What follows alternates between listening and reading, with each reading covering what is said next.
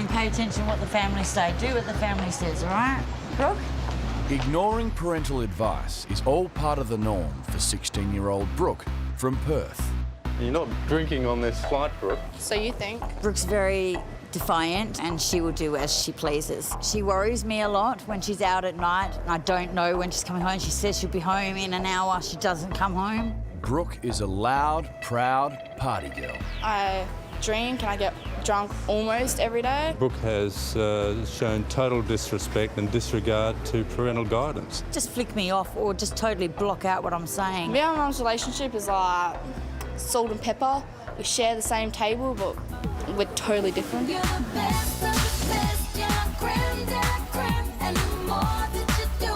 She chooses to live the life of a carefree party. Every day is party day. What I like about drinking, everything. I tend to get a little rowdy, loud, obnoxious. But you weren't there when I made that strong-ass vodka mix, man. That's like pure vodka. Definition of fun is to get paralytic blue maggot drunk. I do wake up constantly, keeping my ear out. She doesn't answer her phone. What's happened to her? I could live without alcohol for a week. I can't live without my cigarettes for a day. If I don't wake up with a cigarette, I will actually punch someone in the freaking face. Can't be stopped. No one is taking my smokes off me. And I want her to take responsibility for her own behaviour. Well, if I died tomorrow, I'd die tomorrow.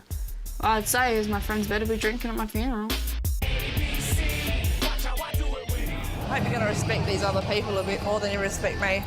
I'll respect them less. Brooke will be travelling with 16-year-old Mark from Queensland. You're going to respect these people, aren't you? No, they have weird accents. I want to laugh at them. Mark's show-off nature has driven his mother to the brink. Mark's attitude towards me is totally disrespectful. Most days she's a... Mark's trouble with the police, wagging school and stealing has driven a firm wedge between them. I'm worried if Mark doesn't change, I'll end up burying him. I like getting drunk, having fun with my mates. Shit up. I'm a bit nervous about Mark going overseas. It's going to be an eye-opener for them as much as it's going to be an eye-opener for him. They're trying to tell me to then I'll probably crack. He'll try and get his own way. We'll see who cracks first.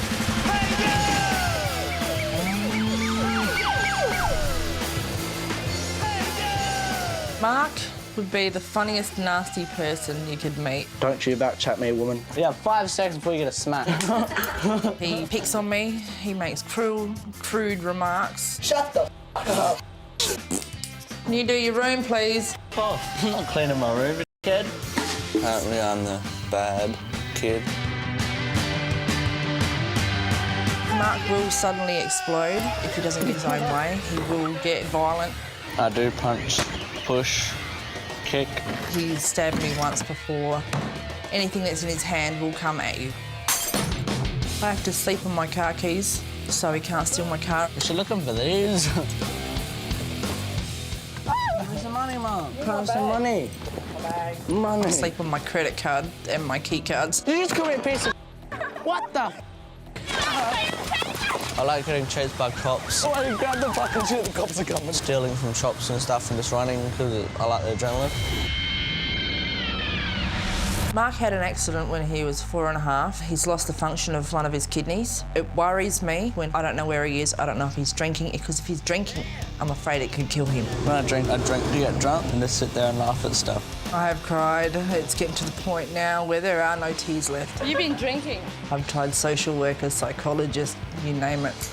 Mark, you not let us smoke inside at all? Get out! Give it to me then! Trying to get him to understand the damage he's doing to himself. He needs to do something about it now, before it's too late. Oh, I love you, darling. I miss you so much. Mama, look after yourself. See ya! Our teens are heading to the other side of the world, to Sweden.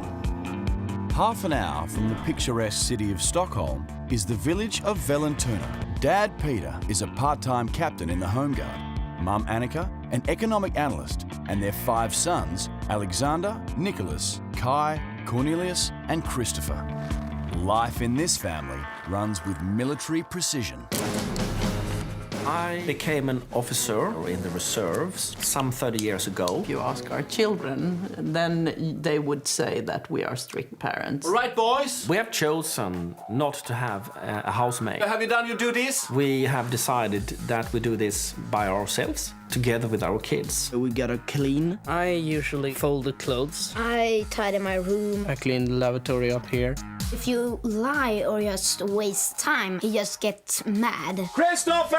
You could say that I'm a bit stubborn. Yeah, he's very stubborn. Sometimes I think he's too strict. Come immediately now! You didn't do the job! It's very important that the rules are followed through every single time. We are prepared to enforce rules. If they don't follow the rules, This is acceptable and this is not acceptable. I don't think they will get away with it. If these agreements are not followed, Fix the clothes there also, please. consequences are going to happen. There, Christmas trees. Oh my God. Is it winter here? Yes, Brooke, it certainly is winter, and it's minus 15 degrees. A far cry from the scorching Australian summer that our teens have just left behind. This is the first time I've been out of Australia, like the first time I've ever been out of Perth practically. What kind of animals do they have here? Do they have like squirrels and stuff? As soon as I get there, I'm having a cigarette and then I'm going straight to the kitchen. Brooke and Mark are both heavy smokers, but in this pristine wonderland, they're about to find out that tobacco is taboo. Yeah. Oh God. I'm just dead staring at him. Hello. You say, Hi there, Mark. You say hi. Hey. Well. Hi there. Mark? Yep. Is that correct? Yes. And may I look you in your eyes? Good. We do that, so you know each other. I'm Brooke. Yeah, I'm Annika. How are you? Welcome to Sweden. Thank you. And this is Brooke. We don't, not to offend you, but we don't smoke here. This is the last cigarette you will have when you're here with us. Yeah, because... Their feet have barely hit the ground and the law is already being laid out for the teens. But for Brooke, the news is not all bad. Do you know that we have 5 sons? What? Yeah. We have 5 sons. What? 5 sons. No daughters? No daughters. Are you kidding No. me? Okay, are you excited? I'm excited to meet your sons. Yes. And Take that one. Okay. I hope you enjoyed your last cigarette. Yes. Yeah. We're going to introduce you now to the boys. Alexander, Hi. soon 23, and then we have Kai, he is 16. Then we have Nicholas, 20 in May. Okay, I would like to introduce some house rules.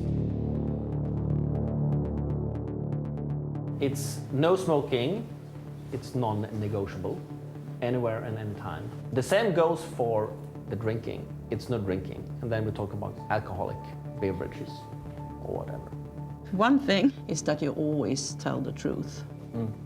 Yeah, even if you've done something stupid, you have to tell the truth. And you must treat everyone with respect, regardless of your feelings or the situation. The rules. Fine with all of them except for one. And that's one? the smoking rule. I should guess that. Same thing to do, eh? I really want to be sure that the house rules are followed. I hope you respect that. Too easy. Too easy. Too easy. It's just Australian slang, right? Yeah. Good. Good. That's good. Okay. Too easy. Yeah. New slang. I think she's smart, and I'm not really sure she means what she says. And she didn't oppose to any of the rules. She just said it's too easy. I mean, I don't think it will always be too easy. I would want to be centre of attention in this family this week. So I'll do my bed, I'll do everything good, just so I can get my way. And then as soon as I've got my way, I'm back to myself. It works better that way. They think, oh, we're getting through to her. They don't know nothing. Mark, he has a facade of being hard and tough, but it's a thin layer. I'm not scared of Peter at all. He's just one of those little hairs you get in the side of your ear and you pull them off. Maybe he's a bit shy or something. He didn't say it all that much. But smoking, no. I'll be smoking. If he thinks I've hidden him in the suitcase, then he's a dickhead, because he's got another thing coming. So I want to hide. I'll never find him. This family believes in keeping teens occupied and on the move. And Peter's opening tactic in this battle is to strike first. And now, Is that vodka? please pay attention. What's about to come in? Please pay attention to me now. We're going to be part of a small little venture here. And this is... What happened to a small stroll? well, it's the small stroll is a small little venture. Oh, kill me now. Our teens may think they're tough, but Peter is about to put that to the test. And what better way than a sub-zero survival test?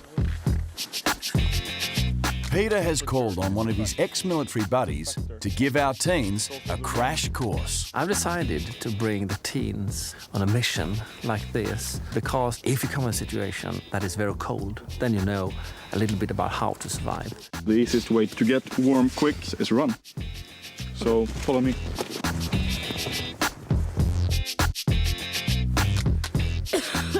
I'm so unfit.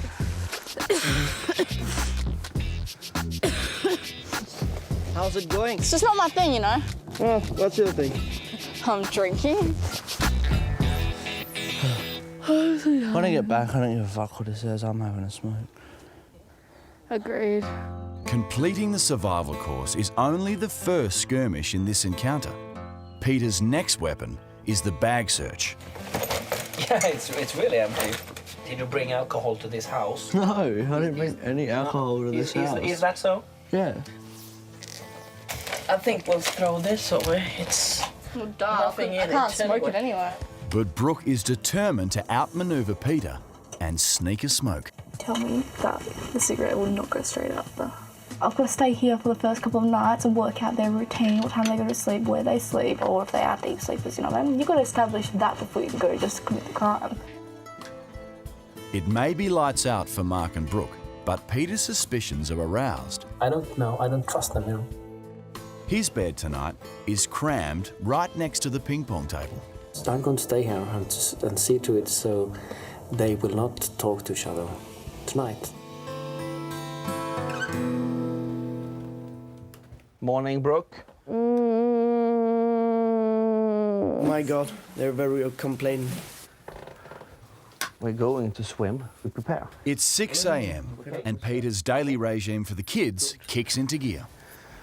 He's given them just 10 minutes to get ready for swimming training. Oh, but how are you going to have it? Because they did that doing my bob's there. But it looks like Brooke has other plans. Okay.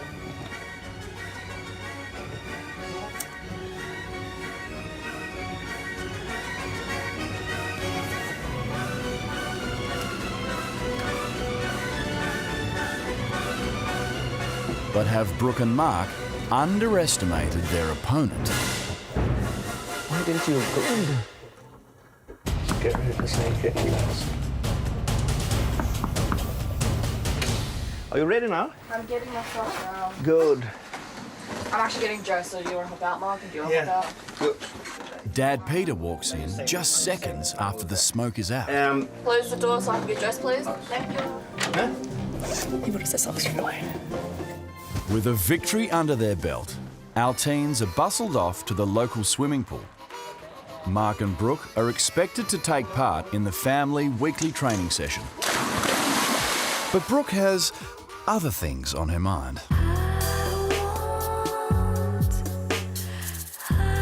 Nicholas is lovely. Lovely. Capital L. Exclamation points all the way. He's hot. It's 21 degrees in the air, but it's 27 degrees in the water. I'm not swimming. I'll go in when I'm ready. Mark, I'll be in when I'm ready. Peter, see how annoying that is? I was very determined to get the teens into the water. We have limited time. If they had refused to jump into the water, I would have thrown in Mark. It's 6 in the morning, man. I'm so freaking tired. I don't like being yelled at. Brooke didn't participate in what we had agreed about. I said get in the water. I got in the water. How am I breaking my agreement anyway, try? As Brooke heads for the showers, Mark can't resist going head-to-head with Peter.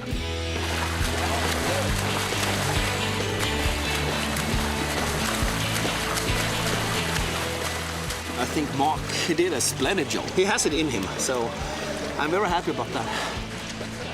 Could Mark be starting to thaw out?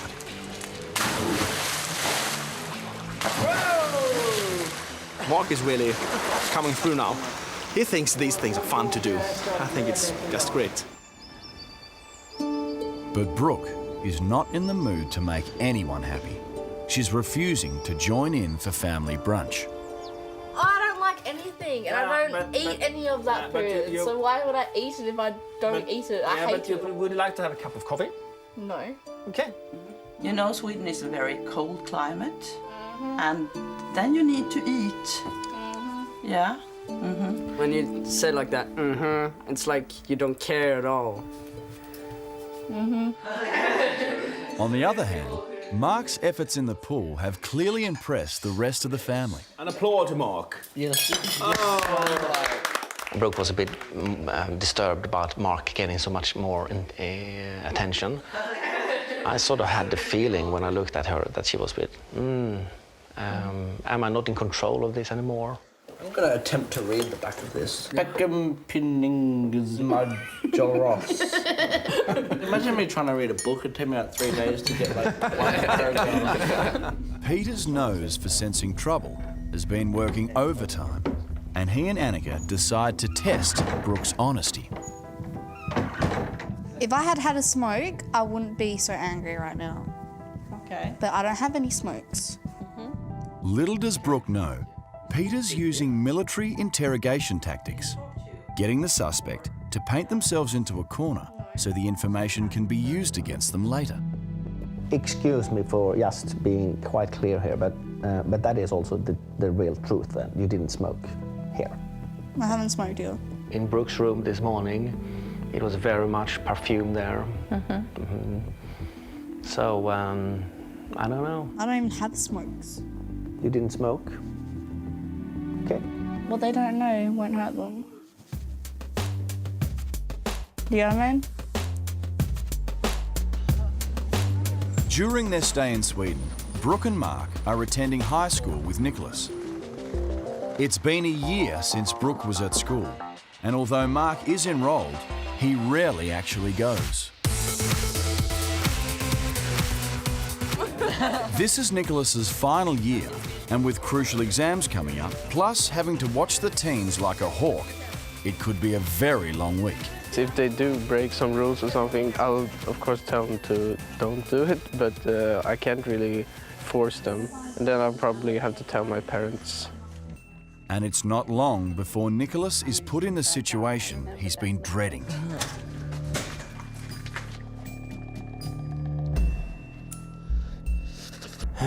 No, I don't know what to do. I guess I'll have to tell Dad.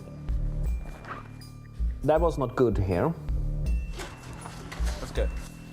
I just got a call from Nicholas from school, and they have been smoking today at school. It was a very sad call, devastating, I would say, and this is a serious break of the house rules. A small little arrow is there in my heart because of this. The school smoker confirms Peter's suspicions that Brooke's been lying and leads to a hunt for evidence.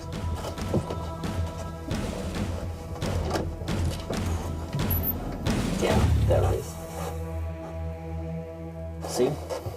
As I suspected, here it is. I feel sad that she has lied to my face, but I'm not so surprised either.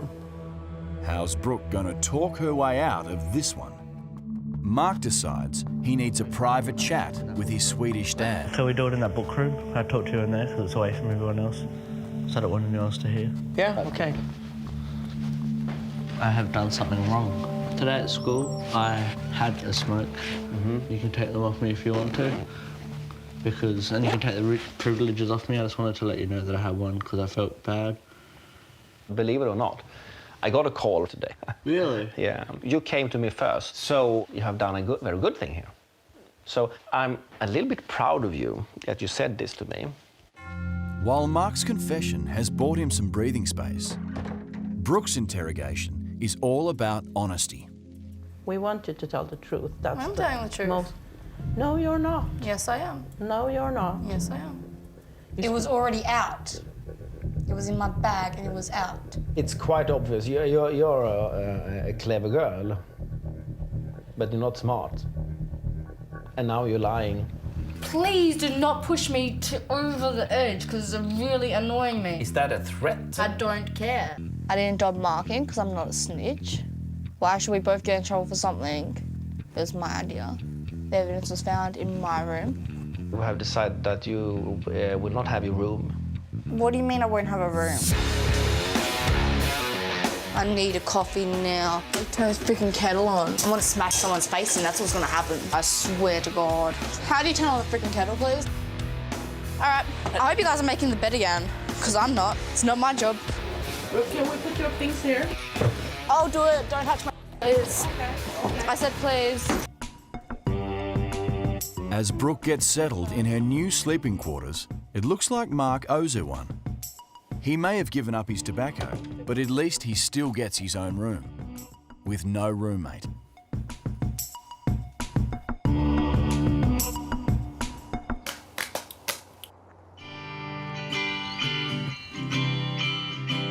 The 6 a.m. starts are not getting any easier. But Peter's trying a new tactic to motivate the teens. If all the household chores are completed, the family will earn an outing to McDonald's. Brooke has been paired with 11-year-old Christopher. What did you do it wrong then? How did I just do it wrong? But it's not exactly a well-oiled machine. She don't do anything, and even though, she just get mad all the time. Oh my God. She disappears. I wouldn't have known. She has a bad attitude. Take out this thing. You empty the water. I don't like Brooke living here with me. You take out this thing. You shouldn't be so catty, because next time you have to do it. I'm so scared. I hate little kids. I hate them with a passion.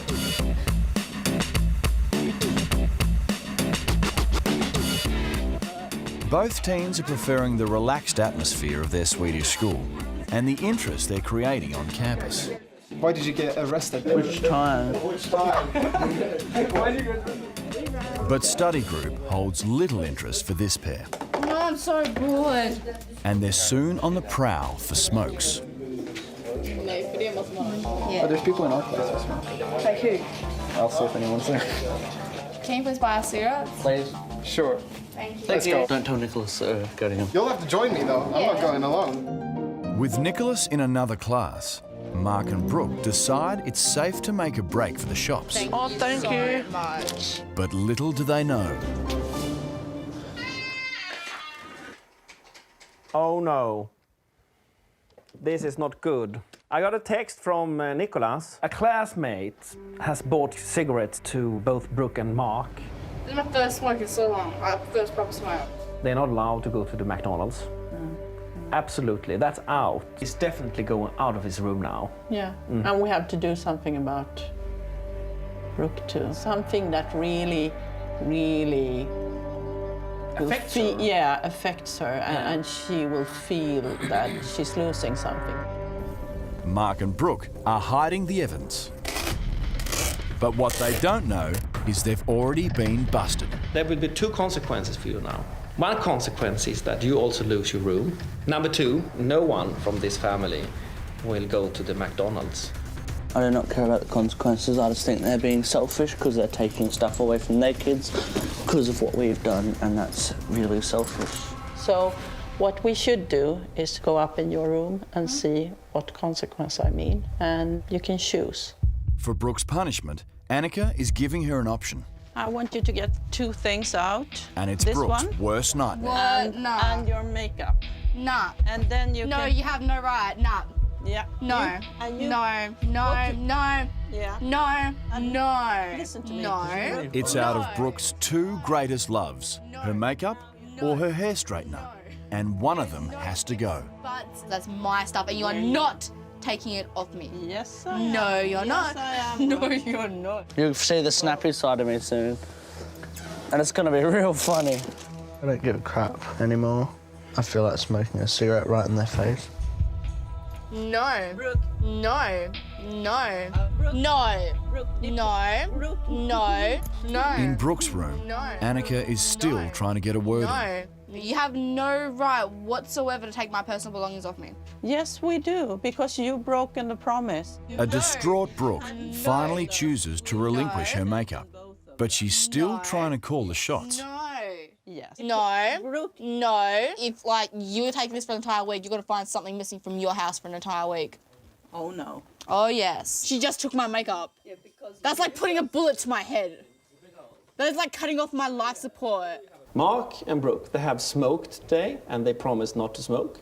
Now I have taken away this, so we will not go to McDonald's together as we have planned. It's their decision to take this away from us all. Thank you.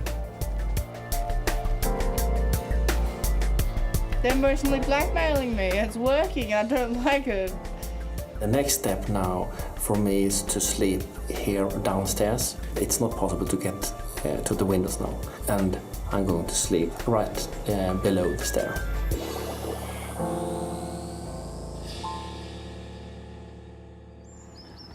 Everyone's hoping the new day will bring a new attitude.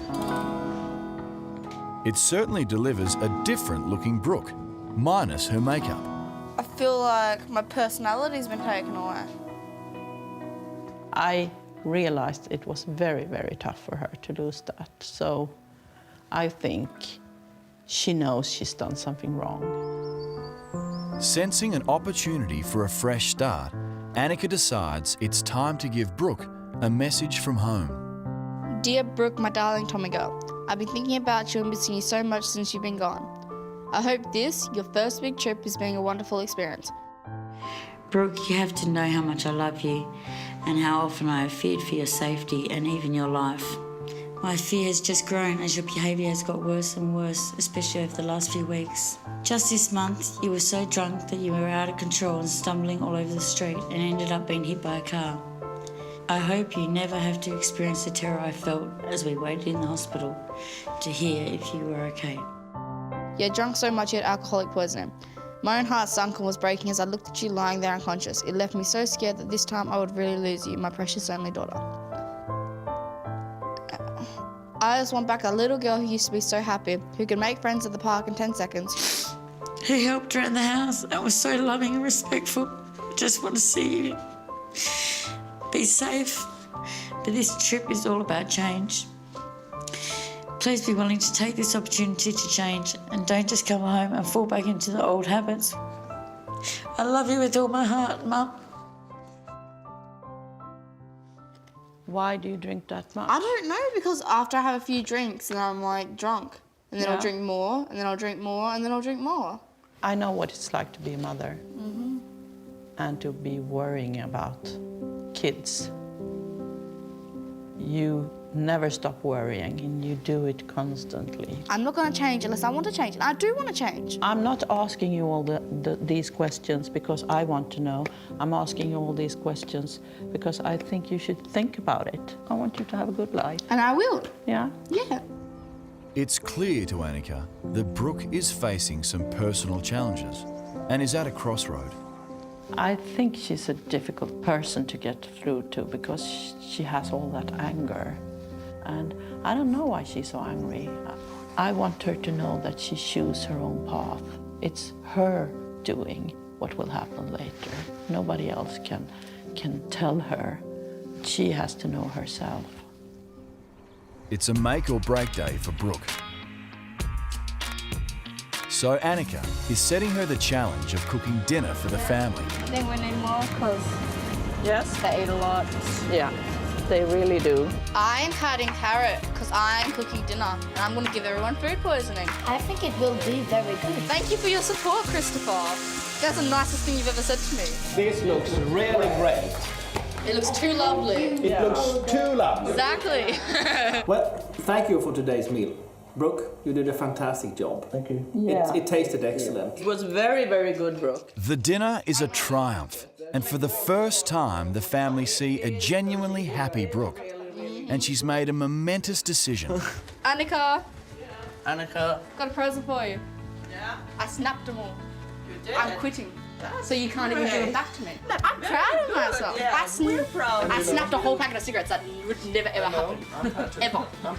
Like ever. You don't know how big deal that is. Like even. That's great. I'm proud too. I'm proud too.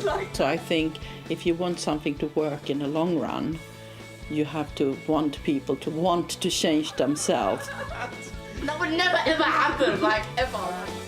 It just remains to be seen if Brooke's change is for real.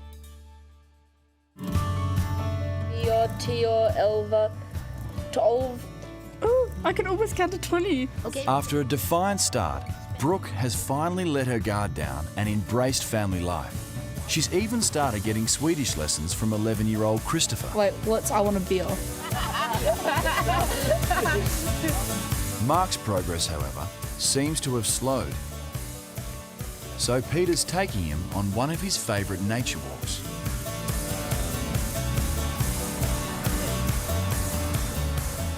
You told me before that your mom and your dad, they separated. Yep. Do you have a connection to your father yet? Sometimes. Do you like your father? Yeah, he's okay. Okay, Mark. Really need a smoke. I don't know you that well. I've just met you a few days. But do you know what I see in you? I see in you a boy, a young man who has lots of talents. You're good at swimming, you have lots of humor. My sons, they like you a lot. They think you're a good brother. Everyone says the same thing over and over and over again. And, oh, you're so good at this, I'm proud of you. You think so negatively about everything. What do you see here? Really pink hands. Yeah. Do you see two empty hands? Mm-hmm. I didn't have an easy start in my life either, believe it or not. Then I came to a conclusion that I better start doing something good for myself and for people I like. What I found out with Mark is that when he is private with me and the boys, he's very gentle and nice. He's a nice young man, he's a boy. But when he goes out there and meets other people, he just wants to impress. And I think he's a bit unsecure about that. 3 years ago when I moved to Queensland, I started hanging out with the wrong crowd, and that's when my behaviour changed. I used to listen to my parents, and then I went downhill, and then I never listened to my parents. I find it easier to lie than actually telling them the truth.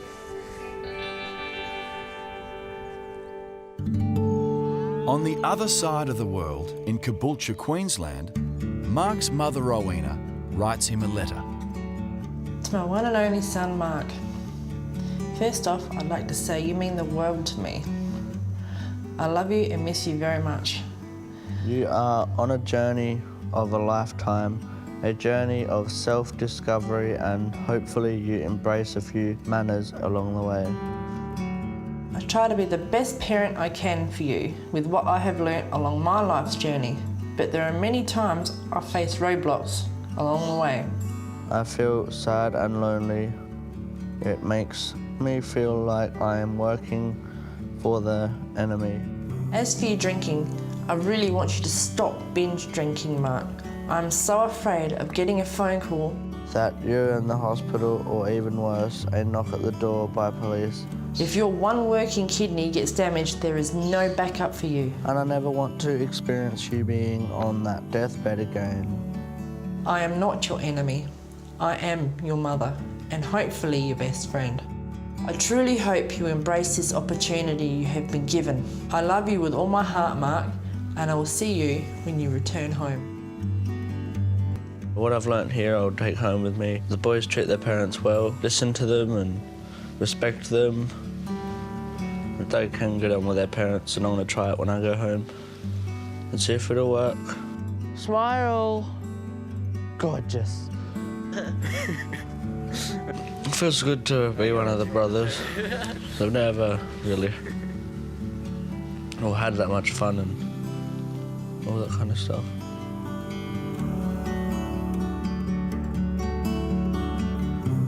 think I'll miss them when I say goodbye.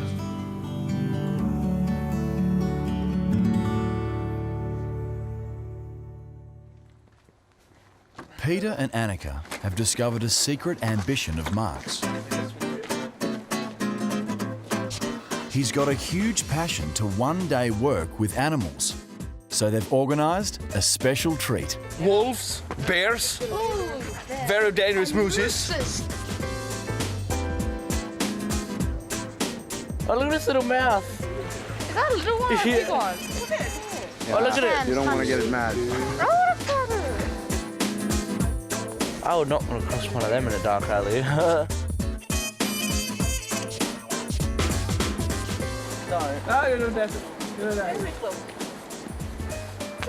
There are two different sets of teenagers going home now than coming here. I think it's a big difference. We really think that our way of living has made an impression on them. Yeah, I've had a lot of fun here without alcohol and drugs. I didn't know that I could do that, but I can. Didn't expect myself to change or to actually like want to be good. I'm proud of not smoking anymore. You're doing very, very good. Proud that I've got a week without drinking. I'm proud that I've actually sworn a lot less and I haven't even meant to. The first day I thought, when are they going home? But now I will really miss them. The question is, will their new attitudes melt away when they're back on home turf?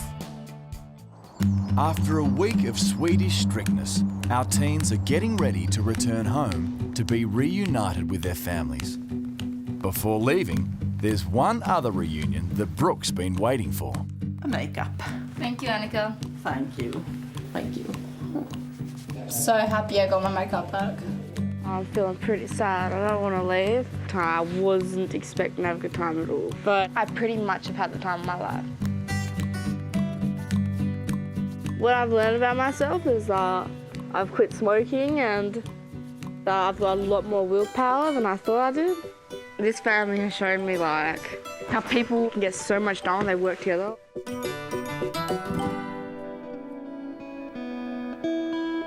This is my last day, and I'm really sad because I don't want to go because I've had a lot of fun here. I would run around and play games and stuff like that, just stupid stuff that I'm gonna miss because I had fun without using alcohol. My biggest lesson that I've learnt here with the family is to not be lazy and do stuff.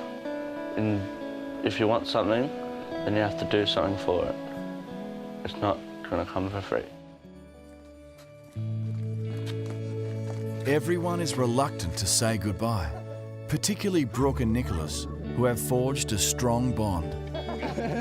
It has been a pleasure having you here. Thank you. And to learn to know you both. Thank you for having us. Yeah, thank you. We really appreciate it. Sorry for lying to you. 4 times, maybe 6 times, maybe 10.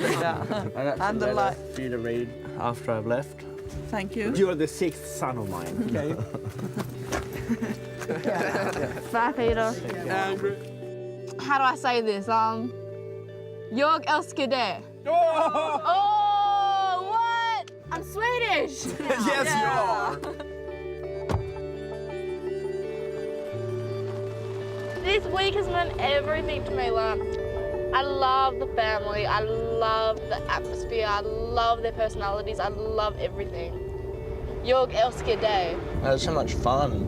I learnt so much. Dear family, thank you for letting me stay here and be a part of your family. I had a great time at your house and I haven't laughed like I have been in like 2 years. P.S.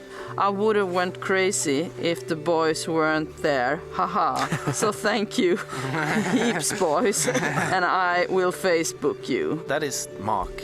Yeah. That is Mark.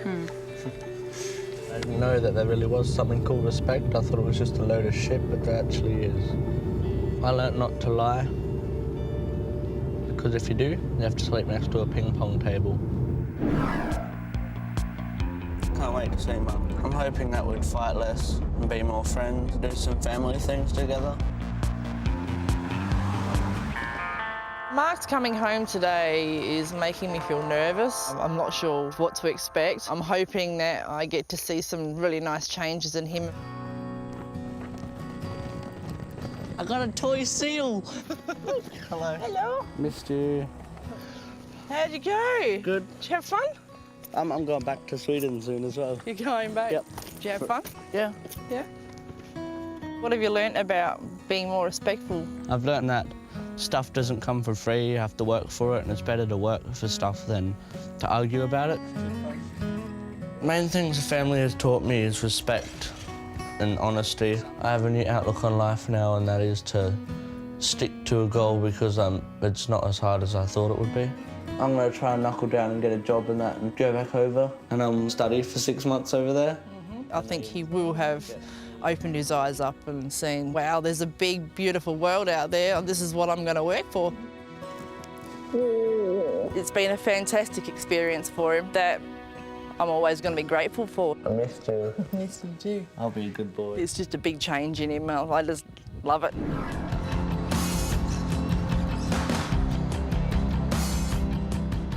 When I get home, I want to show my mum a little more respect, and I'll try to be a little more patient and stuff.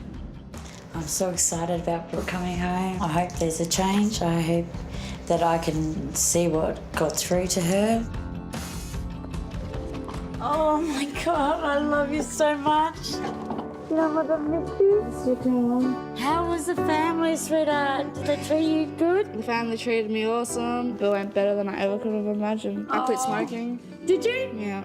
Oh my goodness. I snapped all my cigarettes. What a brave girl. They've given me more willpower. They've given me more, I don't know, belief. Like, I believe in myself a lot more. It's Alex, Annika, Peter on that side. Annika and Peter are definitely characters, and I do appreciate them. Just an all good experience.